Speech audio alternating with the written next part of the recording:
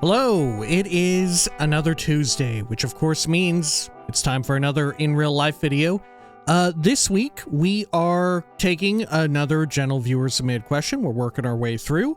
As per usual, feel free to submit your own. Helps a bunch if you include a question mark when you leave a comment, and you can also request stuff like rankings. We should probably throw in another ranking here before too long, or maybe a few in a row. I don't know.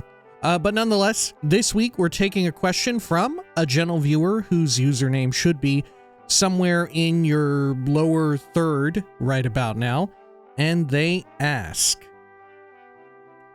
have you ever considered recording more games outside of the RPG genre? A fair question, because we do have a very, obvious focus on that genre and the subgenres within it. And of course, worded cleverly, because we have actually done a few games outside of that genre, and probably most notably the games which are like the greatest departures from anything even remotely RPG or RPG adjacent would be Doom 2016 and Doom Eternal, which we played on the channel a few years back.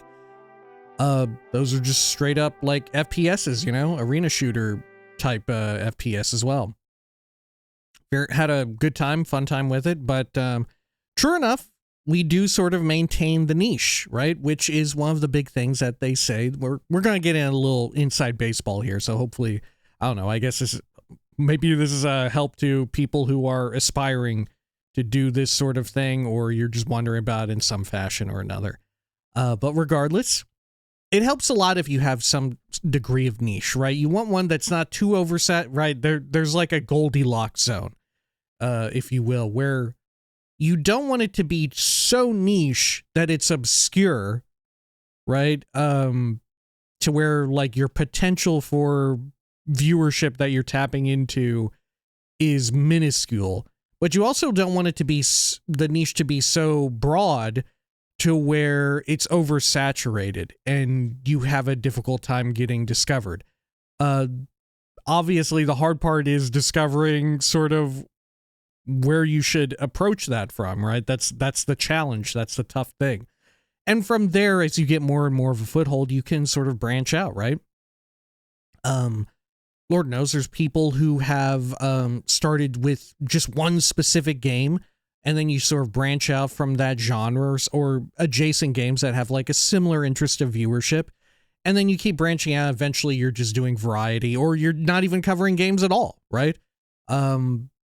There's plenty of places or people who started just doing video games who talk about things that are completely unrelated to video games, you know?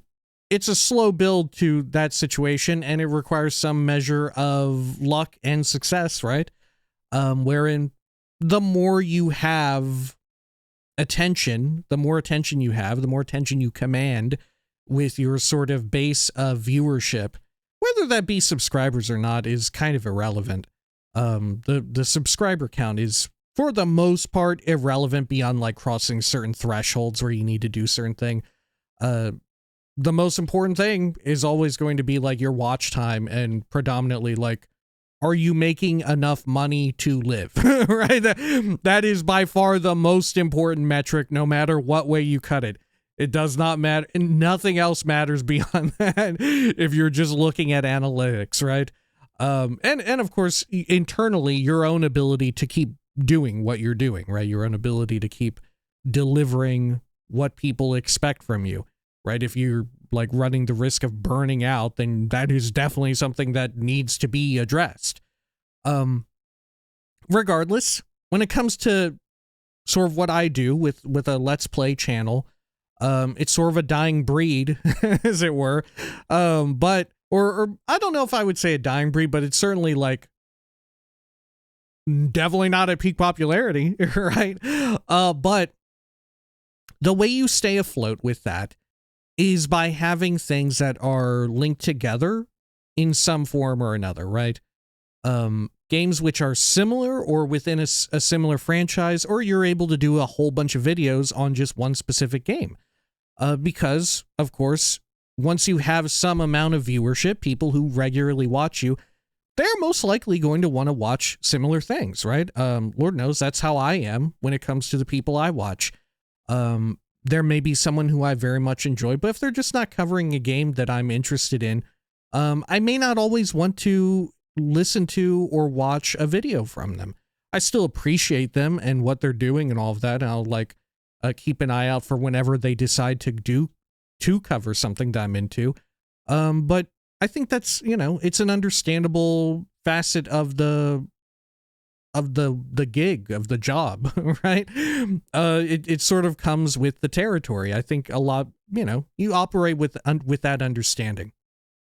So if you sort of want to, like, ideally, okay, let me rephrase it. Ideally, what you would want to do is have it to where, you know, you like what you're doing and you're covering a lot of games that fall within the purview of what people already come to you for, what your pre-existing, hopefully evergreen sort of videos are already drawing in eyes for, you know? So if you're doing a lot of role-playing games, chances are, if you cover more role-playing games like that same role-playing game, or those exact same ones, you figure out ways in which you can spin up more videos and more ideas about that, there is a higher likelihood that people will, you know, they'll click on your profile, they'll click on your channel, or there will be related stuff in the side, and it's a familiar face, you know? It's very difficult to get folks to watch something completely new. Even harder if you're like brand new in the space, if you're like untested. There is undeniably an advantage to already having like some degree of proof, right? Some proof of quality where it's like, well, so and so amount of people are watching this person. It may be worth my time for this, right? There's sort of what would you call it? An opportunity cost when it comes to someone's time, their free time, where you sort of measure like, all right, how much do I, and it's a very split second measurement because, you know, a lot of people don't like sit down and think about it, think it out. But very much you're thinking along the lines of, all right, what are the chances I'm going to enjoy this? I really don't want to have to like go seek out someone new. So it's like, how enticing is the proposition and how proven out is it that I am liable to enjoy this? Is it from someone I already know doing something I already know I like like that they do? Is it from someone who I'm familiar with because they've collaborated with them in the past? Or someone who's already active in a sort of space or genre that I already know? Or is this someone who's completely out of the blue? Thus, you're much less likely to give them a shot, you know?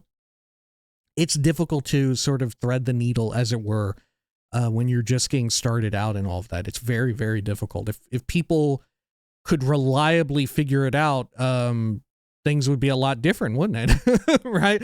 But that's like part of the big challenge. That's where a lot of time, aptitude, and undeniably luck come into play, right? But that's sort of why I do it. To make a long answer a little bit shorter, that's why I do it. In order to sort of, you know, fulfill that niche, and just as well, right? I started doing this because I like these sorts of games. I feel like I talk best over role-playing games. It's fun to sort of, I don't know, get into the world space of a different role-playing game. It's fun to look at it in that way. It's fun to look at the mechanics of them and all that. It's enjoyable for me, right? I feel like I bounce conversationally, you know, doing monologuing into a microphone. I feel like I perform best when it's a role-playing game because there's some degree of focus on the story, you know? If it's a very unstory-focused game, which, you know, you could have a role-playing game where it is that. But even then, you know, even in your sort of action role-playing game, there is often usually some degree of story. But, you know, if I decide to spin up like Vampire Survivors, there's only so much I can say, right? Because although there is like some degree of lore, it very much does not hang out at the forefront of that experience, you know? Maybe someone else could, but not me. That's not what I'm good at. That's not sort of what I want to be good at, I would say. But that's sort of the long short of it is, you know, ideally people sort of look around. You get I don't know. I don't think double dipping is the right term, but there's sort of like cross-pollination. There's some cross-pollination active, you know, wherein, okay, I'm playing, I don't know, Skyrim. I'm playing Morrowind. There's a decent chance, and it panned out, that people who were into that would also want to watch me play Fable the Lost Chapters. And true enough, that has been such a pleasant surprise of how popular that playthrough has been. You know, I often talk about how, like, one of the strengths of something like this is the backlog, right? There's always people watching, to some degree, older stuff, right? True enough, public opinion of a game like Starfield or whatever isn't, like, terribly high, but there is that cross-pollination factor, and ultimately it does get, like, well, it gets more viewership than my run through Doom 2016 or Doom Eternal because of the cross-pollination effect, right? Thankfully, I'm such a freak. I enjoy Starfield, and folks have asked before in the past. We will be going back to it, of course, especially when there's the, like, rumored big DLC drop that they're occasionally teasing here and there, right? We're definitely coming back for that. Believe you me. But regardless, like I'd said, although, you know, the general zeitgeist isn't quite the same, make no mistake, there is some degree of popularity, right? You're sort of playing off of that when you decide, like, what kind of video do you want to make? And I think, you know, the more eyes you have on your channel, sort of, or even whatever you're doing, streaming or whatever, you benefit. Of course, you're able to branch out more easily because it's less of a, I don't know, a financial risk if you decide, oh, well, maybe today I'm just going to do, like, you know, I'm going to start a playthrough of Dune Awakening, you know, like a survival crafting game that's maybe a little adjacent to role-playing game stuff. And you decide to do like 100, 200 videos on it. You're probably going to get very little in the way of cross-pollination between, like, if you had done videos on, like, Dark Souls, right? There's maybe a few people, but the likelihood is dialed way down.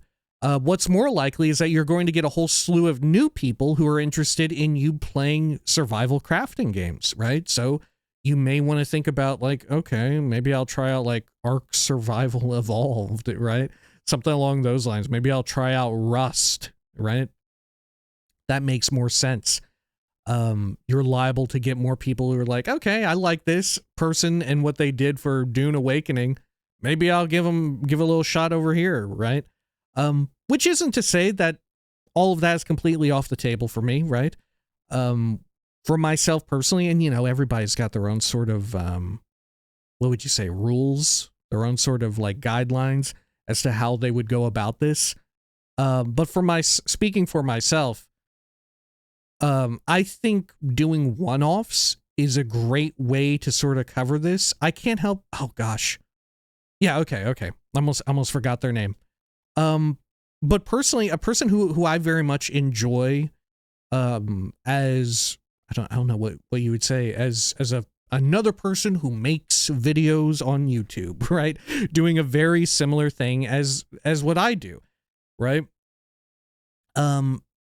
I think many a true nerd has kind of, which isn't to say that they're like the first person, they're the first channel that has like tapped into this or whatever. But I think, you know, they set like a good proof of concept when it comes to, like, yeah, they do one-offs about things which may not be their bread and butter, right? There may not be much cross-pollination, but it gives you like a way to sort of throw in a little bit of variety here and there.